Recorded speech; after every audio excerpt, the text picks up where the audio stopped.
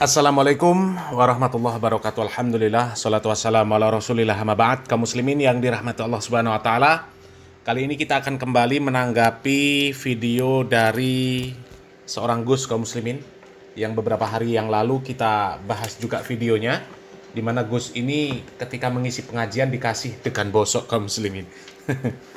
Dan kali ini ada sebuah video dari Gus Miftah yang sedang podcast dengan Deddy Corbuzier, ya. Dan kami ingin menanggapi apa yang disampaikan oleh Gus Miftah di dalam video ini kaum muslimin. Karena menurut kami apa yang diucapkan oleh Gus Miftah ini ya aneh lah kaum muslimin, ya. Aneh dan bahkan ya, menyesatkan kaum muslimin, ya. Coba kita lihat videonya dulu kaum muslimin. Wanita Jawa diserang busana adatnya dengan dalih agama, kehancuran budaya Jawa. tinggal menunggu waktunya. Sampai ada komentar seperti Sampai itu. ada komentar seperti ini. Gimana, Bro? Kalau saya kan begini, ilmu itu kan senantiasa mengajarkan sesuatu yang tidak harus menghakimi. Maka ilmu itu sifatnya bukan hakim gitu loh. Nah, kaum muslimin, ya, di sini Deddy Corbuzier menampilkan sebuah gambar yang ada gambar wanita memakai pakaian adat. Ini nggak ngerti pakaian adat Jawa mana, nggak ngerti kaum muslimin, ya. Di dalam gambar tersebut, ya, di gambar tersebut ada caption, wanita itu jantungnya budaya Jawa. Saat wanita Jawa diserang busana adatnya dengan dalih agama, kehancuran budaya Jawa tinggal menunggu waktunya. Yang perlu difahami di sini kaum muslimin, ya, agama Islam ini tidak anti budaya, ya, tidak anti budaya. Akan tetapi budaya itu harus disesuaikan dengan Islam. Karena kita sebagai seorang muslim, ya, itu panduan hidupnya jelas. Al-Quran dan sunnah Nabi Muhammad SAW. Dan Al-Quran mengatur segala sesuatu, ya, termasuk adat budaya. Adat budaya kalau tidak bertentangan dengan Islam, maka nggak apa-apa. Nggak apa-apa. Semisal ada pakaian adat, ya, pakaian adat kemudian menutup aurat, maka nggak apa-apa. Dia tidak melanggar syariat Islam. Akan tetapi ketika ada adat, ya, pakaian adat seperti yang ditampilkan tadi, itu kan jelas membuka aurat, ya. Yang seperti itu di dalam Islam tidak diperbolehkan. Karena menutup aurat itu hukumnya wajib. Hukumnya wajib. Baik laki-laki maupun perempuan. Jadi kalau ada pakaian adat, baik laki-laki atau perempuan, kalau memenuhi syarat menutup aurat, maka tidak dilarang di dalam Islam. Ya. Tapi kalau membuka aurat, mengumbar aurat, baik laki-laki atau perempuan, maka itu diharamkan. Ya, dan kami tertarik untuk menanggapi apa yang disampaikan oleh Gus Miftah, ya. Katanya ilmu itu bukan hakim. Ini perkataan yang aneh kaum muslimin. Kalau ilmu bukan hakim, terus apa? Ya. Kita ini panduan hidupnya jelas Al-Quran. Dan Al-Quran itu jelas dia adalah hakim. Di dalam Al-Quran jelas Allah subhanahu wa ta'ala mengatakan syahrul ramadhan alladzi unzila fihil Qur'an hudal linnas wa bayyinati minal huda wal furqan. Bulan Ramadan adalah bulan yang di dalamnya diturunkan Al-Quran sebagai petunjuk bagi manusia dan penjelasan-penjelasan mengenai petunjuk tersebut serta membedakan antara yang hak dan yang batil. Kan jelas di sini kaum muslimin. Ini namanya hakim. Karena Al-Quran yang menentukan ini hak, ini batil. Ya. Kalau pakaian yang tadi, pakaian yang batil karena mengumbar aurat. Ya, mau dibela seperti apa dengan alasan budaya juga ya tetap melanggar syariat Islam. Jadi siapa bilang kok bisa ilmu itu bukan hakim, itu gimana? Ya, justru ilmu itu adalah hakim untuk membedakan antara yang hak dengan yang batil, mana pakaian yang sesuai dengan aturan Islam dan mana yang tidak. Yang menentukan siapa? Yang menentukan Allah dan Rasulnya. Dengan apa? Dengan Al-Quran dan Sunnah. Itulah ilmu. Ya, yang menentukan mana halal, mana haram, ya, mana ibadah, mana bukan ibadah, mana tauhid, mana syirik, ya, mana sunnah, mana bid'ah, mana ketaatan, mana kemaksiatan. Itu ilmu. Kok bisa dikatakan ilmu itu bukan hakim? Ini kan aneh kaum muslimin. Ya. Hakim itu bertugas untuk menentukan mana baik, mana tidak, ya, mana benar, mana salah, ya.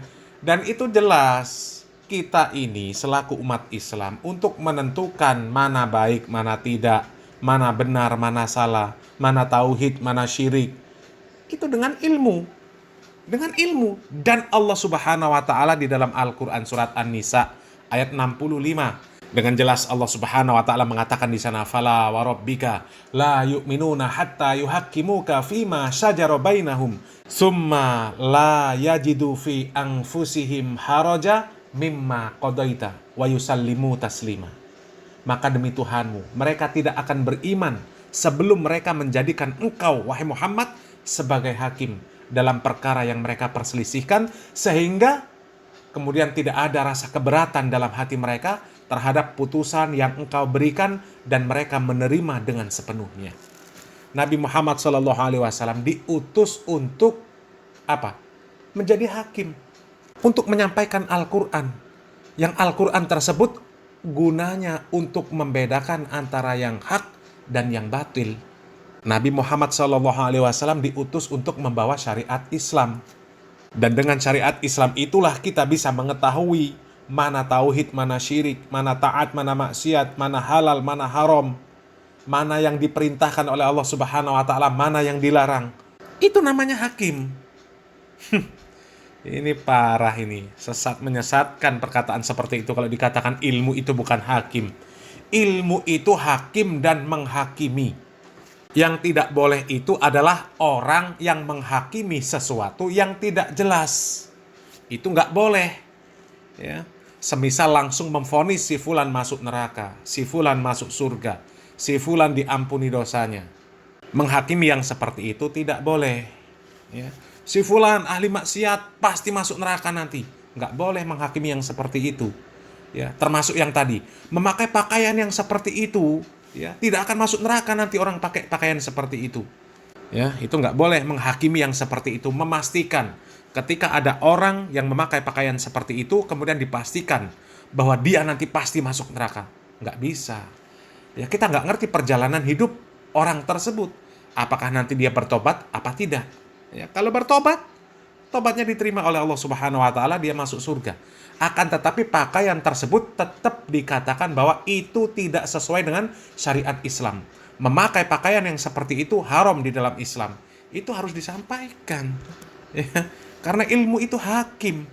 Menjadi penentu. Hakim itu penentu. Ini aneh lagi kalau ilmu bukan hakim. Ini aneh lagi ini. Ya, parah ini ya. Coba kita lanjut videonya kaum muslimin. Bukan hakim. Kalau saya selama ditanya bagaimana pendapat Gus Miftah terhadap budaya Jawa, ya nggak ada salahnya, silakan. Tapi saya juga ketika ditanya apa pendapat Anda tentang aurat, tentang menutup jilbab, tentang aurat dan sebagainya dalam perspektif agama, ya saya kasih tahu ayatnya dalam Al-Quran begini nih. Oh, tentang jilbab seperti ini, sementara budaya seperti ini. Ini kan orang bisa memilih. Dan saya tidak bisa memaksakan mereka kemudian dari budaya langsung beralih kepada agama. Mereka mau memilih atau tidak itu bukan wewenang saya. Samanya begini, saya ditanya soal anak mabuk. Mabuk. Apakah mabuk haram? Iya. Saya pengajian sama anak kafe. Kan nggak mungkin saya mengatakan mabuk itu halal. Apakah kemudian setelah pengajian itu mereka berhenti mabuk atau enggak? Itu kan bukan urusan saya. Tapi dia sudah tahu bahwa mabuk itu adalah haram. Soal Anda tinggalkan atau enggak? Kan saya tidak bisa tidak memaksa, bro. Tidak memaksa. Loh, saya punya hak apa untuk bisa memaksa mereka? Nah, kaum muslimin, inilah bahayanya orang yang pandai berretorika, orang yang pandai berkata-kata. Dia mampu merangkai kata untuk mengaburkan sebuah makna, untuk mengaburkan sebuah hukum. Analogi yang pertama dengan yang kedua yang dibuat oleh Gus Miftah ini, ya, itu sangat-sangat nggak matching itu kaum muslimin, nggak sesuai. Sangat terlihat kalau Gus Miftah ini cari aman. Ketika berbicara masalah budaya, dia mempersilahkan, ya silakan. Ya, cuma ketika ditanya tentang hukum Islam, nutup aurat, dia jelaskan. Tapi ketika ditanya tentang bab mabuk, dia bisa menjelaskan secara tegas. Ini kan namanya cari aman kaum muslimin. Kalau masalah mabuk itu kan semuanya sepakat, itu dilarang oleh agama. dilarang juga oleh negara. Sementara kalau sudah masuk ke masalah adat, termasuk pakaian adat, ini nggak semua bisa tegas kaum muslimin. Karena di sana itu kalau seorang penceramah, ya, apalagi penceramah-penceramah yang penting amplop, yang penting duit, ini kalau sampai berani tegas, ini besok nggak diundang lagi, nggak dapat amplop lagi. Makanya kalau bicara masalah budaya, ya silakan kalau budaya. Nggak berani mengatakan, kalau pakaian seperti ini, pakaian adat seperti ini, boleh apa nggak di dalam Islam? Nah, kan harus dijelaskan yang seperti itu. Islam mengatur dengan jelas. Apakah laki-laki, apakah perempuan wajib menutup aurat. Kalau mengumbar aurat haram. Mau pakaian adat seperti apapun, selama melanggar syariat Islam, dia tetap haram. Adat budaya apapun, kalau melanggar syariat Islam, haram. Jelas.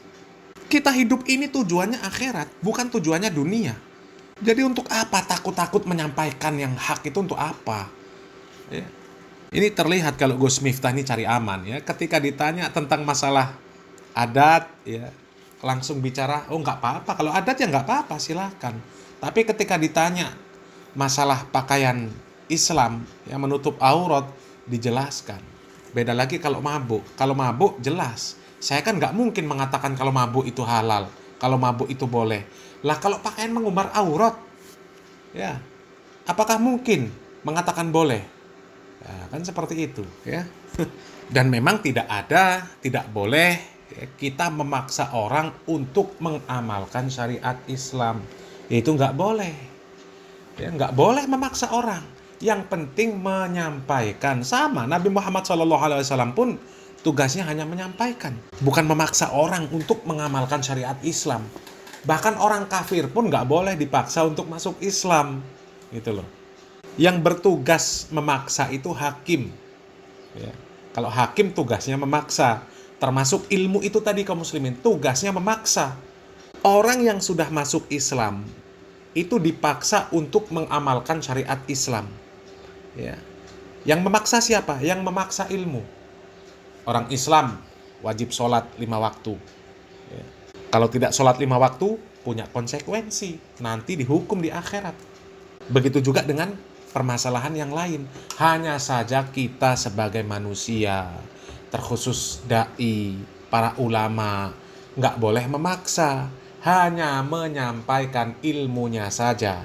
Bahwa ini halal, ini haram, ini boleh, ini tidak boleh, ini sunnah, ini bid'ah, ini tauhid, ini syirik, ini taat, ini maksiat. Menjelaskan. Ya, termasuk pakaian adat tadi juga harus dijelaskan. Pakaian adat yang seperti ini tidak sesuai dengan syariat Islam. Hukumnya apa? Jelas haram. Karena bertentangan dengan syariat Islam. Ya, harus disampaikan. Kalau memaksa nggak boleh. Memaksa nggak boleh. Ya, setelah disampaikan dia mau berhenti dari pakaian adat tersebut atau tidak, urusan dia. Ya, sama dengan orang mabok tadi. Ya, setelah disampaikan bahwa minum-minuman itu haram, ya, kemudian dia tetap minum-minuman, ya urusan dia. Ya, tugas para dai hanya menyampaikan saja. Ya, menyampaikan bahwasanya ilmu ini adalah pemutus perkara. Ya, penentu sebuah perkara. Apakah ini benar, apakah salah. Ya, itu namanya hakim. Ini nggak bisa dikatakan ilmu bukan hakim, ini gimana? Yang nggak boleh itu kita yang menghakimi orang, itu yang nggak boleh. Ya, menghakimi orang, oh si fulan minuman keras, oh si fulan itu berarti nanti masuk neraka, pasti masuk neraka. Ya, itu nggak boleh ya. Kita lanjut videonya kaum muslimin. Sama halnya ketika pilihan pakaian. Pakaian secara Islam seperti ini, pakaian budaya seperti ini. Anda tetap setelah pengajian sama saya memurubah pakaian Anda secara Islami atau tetap bertahan kepada budaya Anda? Kan nggak bisa mempengaruhi apa. Oke, kalau misalnya ada seorang wanita dia posting foto IG pakai kebaya ya, misalnya, terus Anda lihat, Gus lihat nih ya. Nah, apakah Gus akan mengkomentari dia? Maaf, Tidak. sekedar mengingatkan. Oh tidak. Saya pernah bilang sama saya tidak akan pernah memberikan fatwa kepada orang yang tidak minta fatwa. Saya tidak akan pernah memberikan ceramah kepada orang yang tidak minta saya untuk ceramah. Kalau ada orang posting saya nggak diminta pendapat saya ngomong, itu namanya cangkem turah, bro. Tapi bro, gini, lu kan tahu bahwa sekarang tuh banyak sekali sekadar mengingatkan gitu kan. Iya. Jadi orang mengingatkan segala sesuatu gitu. Lucunya, sekedar mengingatkan orang lain, tidak pernah mengingatkan dirinya sendiri. Oh, iya benar. Kadang-kadang lupa sama Lupa dirinya sendiri. gitu. Lupa sama dirinya Kalau saya sendiri. punya prinsip, mereka mau posting apapun, kalau tidak minta pendapat saya tidak akan memberikan komentar apapun. Nah, kaum muslimin, apa yang diucapkan oleh Gus Miftah dengan realita itu sangat jauh berbeda, kaum muslimin. Ya, kata dia, ketika ada orang melakukan apapun selama tidak meminta komentar, maka dia tidak akan berkomentar. Tapi kita masih ingat, kaum muslimin, dia ini mengomentari Ustadz Firanda Andirja hafizahullah ta'ala itu sampai mengucapkan perkataan-perkataan kotor, ya. Firanda Wahabi, bajingan, ya. Masih ingat, videonya juga masih ada, itu banyak beredar, kaum muslimin, ya. Kemudian Ustadz Khalid Basalamah ketika berbicara masalah wayang, si Miftah ini langsung merespon dengan membuat acara wayangan, dan di wayangnya tersebut yang dimainkan itu ada wayang yang berbentuk Ustadz Khalid Basalamah. Coba. Katanya nggak mau mengomentari orang kalau nggak minta komentar. Coba.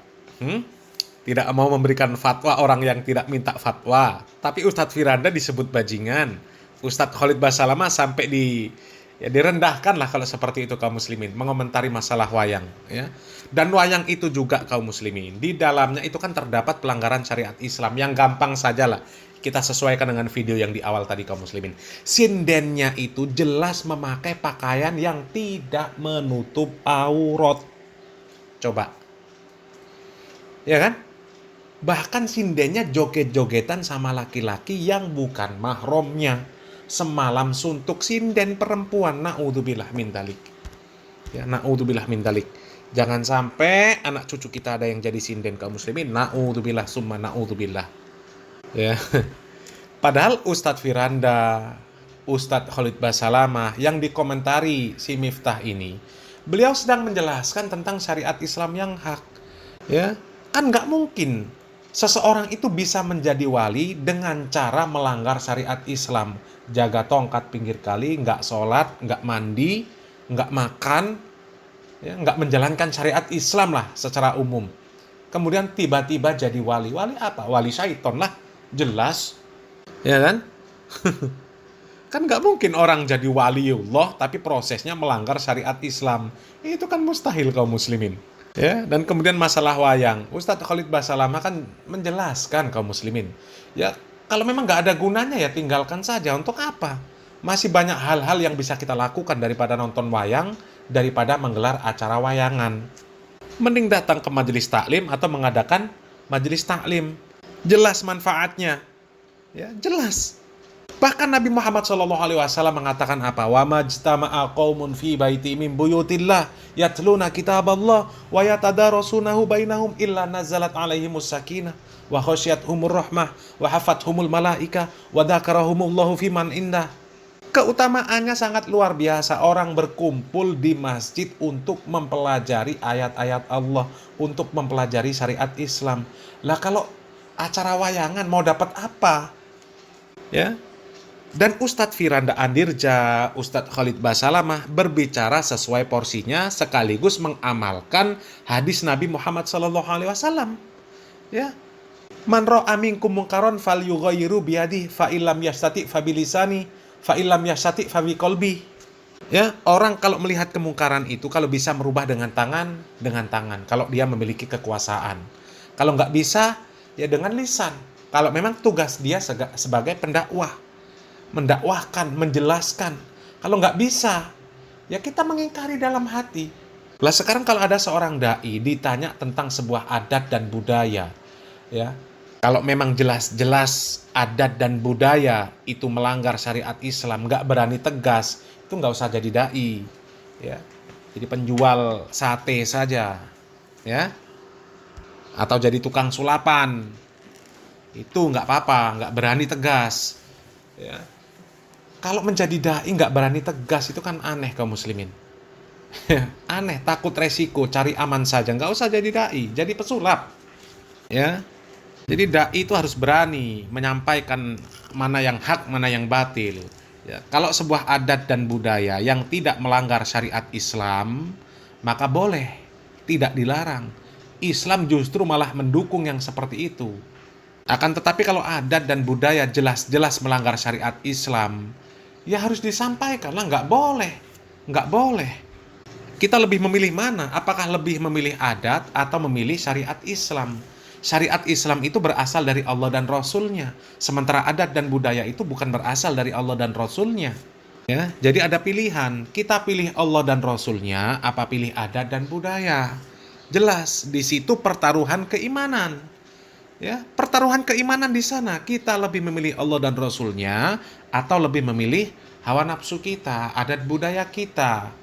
Orang kita setiap hari mengaku cinta kepada Allah dan Rasul-Nya. Ya, setiap hari membaca inna sholati wa nusuki wa mahyaya wa mamati lillahi rabbil alamin. Jadi aneh kalau kemudian dihadapkan antara adat dan budaya, dengan Allah dan Rasul-Nya kita lebih memilih adat dan budaya. Itu kan aneh kaum muslimin. Ya, berarti cinta kita, ucapan kita yang kita ucapkan setiap hari itu ya cinta palsu dan ucapan palsu. Ya, dan Allah Subhanahu wa taala di dalam surat At-Taubah ayat 24 ya, dan ini perlu direnungkan oleh kita semuanya kaum muslimin. Ya, ini pertaruhan. Apakah kita lebih cinta kepada Allah dan Rasul-Nya? Apakah kita lebih cinta kepada perkara yang lain? Allah Subhanahu wa taala mengatakan di dalam surat At-Taubah ayat 24. Qul in kana aba'ukum wa abna'ukum wa ikhwanukum wa azwajukum wa ashiratukum wa amwalun iktaraftumuha wa tijaratun takhshawna kasadaha wa masakinu tardawnaha ahabba ilaikum minallahi wa rasulih wa jihadin fi sabilih fatarabbasu hatta ya'tiyallahu bi amrih wallahu la yahdil qaumal fasikin.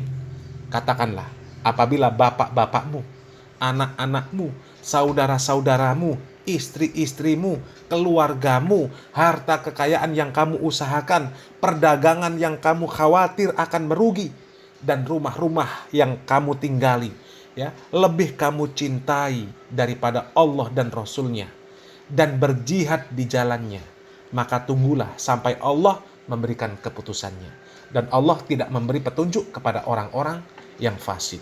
Ya, ayat ini perlu kita renungkan. Apakah kita lebih cinta kepada Allah dan Rasul-Nya? Apakah cinta kepada selainnya? Ya, salam waras, salam akal sehat. Mudah-mudahan bermanfaat. Barakallahu fikum. Wassalamualaikum warahmatullahi wabarakatuh.